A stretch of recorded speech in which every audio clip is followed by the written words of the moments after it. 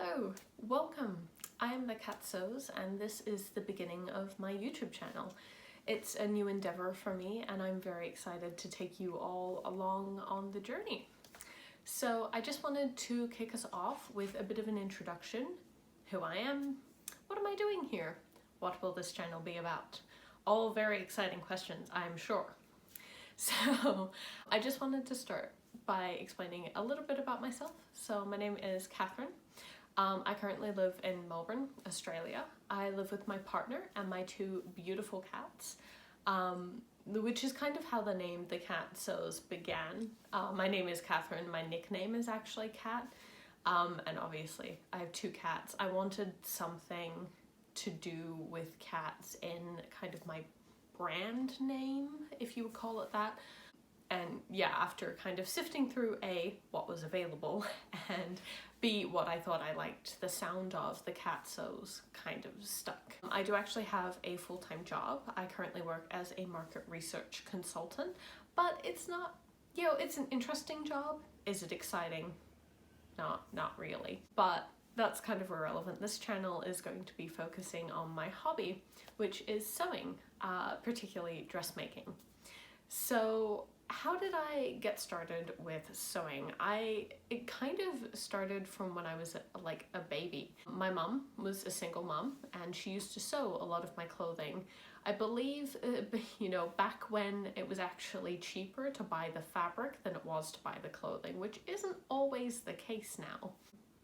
And I don't really have any memories of her making clothing for me as a baby, but certainly I was always around that kind of process. So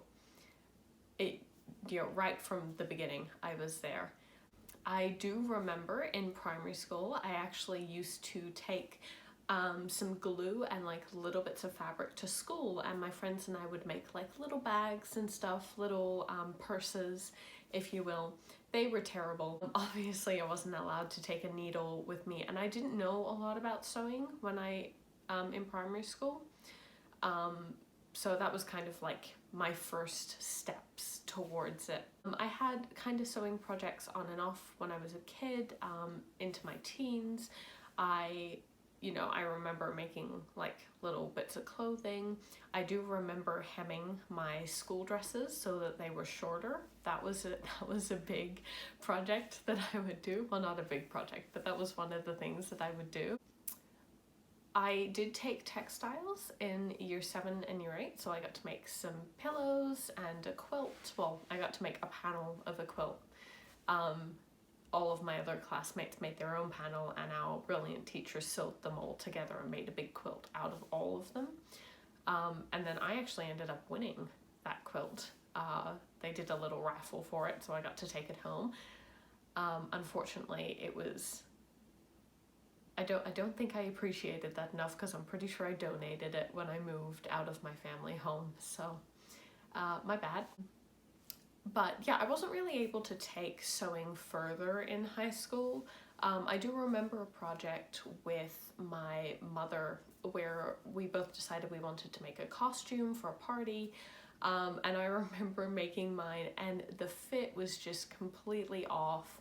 It didn't work at all, and the bust was really short. Like, it ended up kind of, the empire waistline actually sat halfway up my bust, and I was devastated. I was so upset by this. And Mum was like, no, it's fine, mistakes happen, it's all right. And then she made her costume and the exact same thing happened, because as it turns out, the pattern was just a bit weird. It was a big 4 pattern. I don't think it had been made very well, because we just dove straight into the project. We didn't realize. So yeah, it was, that was my adventure with sewing kind of into my teens. It wasn't until I actually started university that I really got into sewing, and it was mostly because I wasn't reading so much anymore. So I was a really big reader. Particularly in my younger years. I used to get home from school and just from like 4 o'clock when I got home until dinner, I would just read. I would churn through books, and I kind of really miss those times. But once I got to university, I had to read so often for my courses. You had all of your fundamental reading, and then anytime you wanted to write a research paper, you had to have half a dozen articles to cite. And it was a lot of reading, and it really killed a lot of my love for reading during that time, because I just, by the time I had finished all of my coursework, I was like, no, I'm not looking at a book. I don't have the mental capacity to read anything else right now. And I started to look for a different hobby, because all I really had was kind of hanging out and watching Netflix. So I was like, no, okay, I actually actively want to do something else. Let's find out what that is. And I kind of remembered really enjoying sewing. And part of what fed into this was also my frustration at buying clothing. A lot of the time, mostly I'm thinking of like bodycon dresses here, particularly for work. A lot of the time when I would try and find like a pencil skirt or a bodycon dress, because my torso is very different size to my hips, it would be nearly impossible. A pencil skirt wouldn't fit my waist, or it would squish my hips and my thighs, or it just wouldn't fit over them at all. Same with bodycon dresses, they would kind of be too big in the top or too small in the bottom. There was never a happy fit. And so that kind of really motivated me to say, okay, what if we made our own clothing and we could customize it? Granted, I'm not there yet. I still have a ways of learning to go when it comes to grading different sizes, but that's all part of the journey.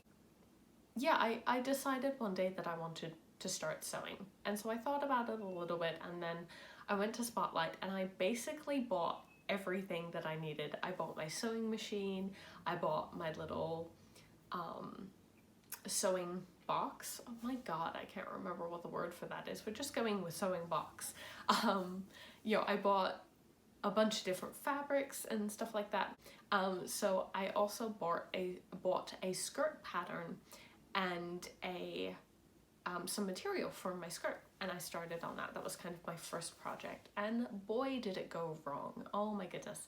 I didn't make a mock-up. I delved straight into my fabric, which was a really lovely like tropical floral print that I believe Gertie designed. So I was so excited by it, because at that point she was kind of my sewing idol. And I just made a right mess of this skirt. I didn't make a mock-up, so the fit was really off. I also wasn't super sure about looking at patterns and figuring out how they looked from the diagram, so I didn't realize that the back was gathered but not the front, and that I didn't like. I inserted the wonkiest lapped zipper you have ever seen. Yeah, it was a right mess, but I really enjoyed the process. So I haven't given up. I am getting better. My next big project, I made this really lovely, I thought, tartan dress, and I stand by the fabric choice, but what I didn't realize was when I went to sew it, I ended up sewing the entire thing with the wrong seam allowance, which also would have affected my earlier projects. Turns out when I had measured my machine, because the little lines didn't actually have measurements on them, they were just a bunch of lines next to the presser foot, and I had no idea what they meant, so I was like, okay, I'll just measure them. And then somehow I measured incorrectly, and I measured 1/2 inch instead of 5/8 of an inch, and so I was sewing with that 1/2 inch for this entire project, and by the end of it, 1/8 inch on all of your seams, it makes a bit of a difference, and so the fit just wasn't quite right on anything, and I was kind of devastated by it. But you move on. So I'm getting better.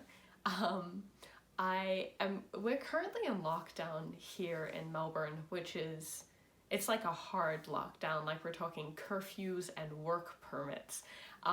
So I am able to work from home, which I'm very lucky. I hugely appreciate that I still have my job.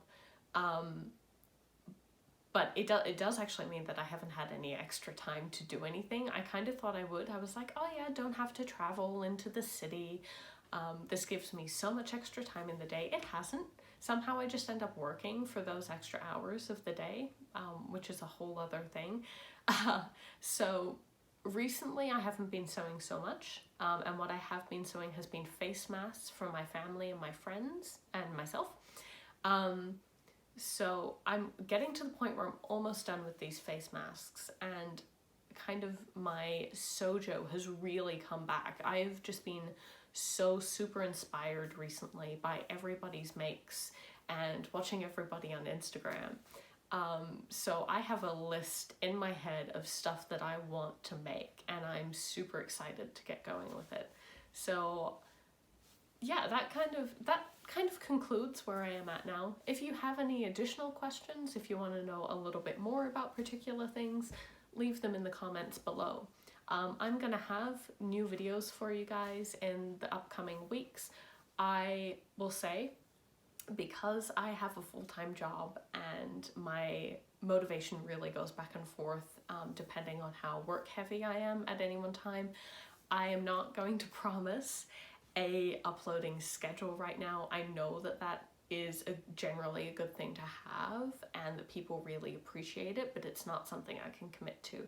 So keep an eye out for the videos. Hit the bell icon because that will help you know when videos are coming out, because I don't currently have standard days. But yeah, let me know in the comments below. What were your sewing journeys? I'd love to hear them. I really like listening to people's sewing journeys because they're wonderful stories and they're really nice as well. So, and if it's not sewing, what is your main hobby and how did you get into it? All right, I hope you guys have a wonderful day. Wishing you all the best.